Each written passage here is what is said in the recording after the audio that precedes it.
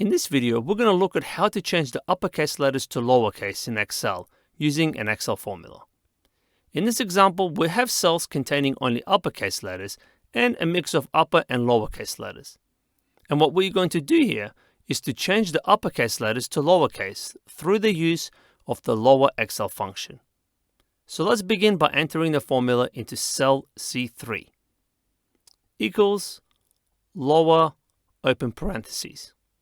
And let's select the cell that we want to change to lowercase, which in this example is going to be cell B3, and then complete the formula with the closing parentheses and press the Enter key.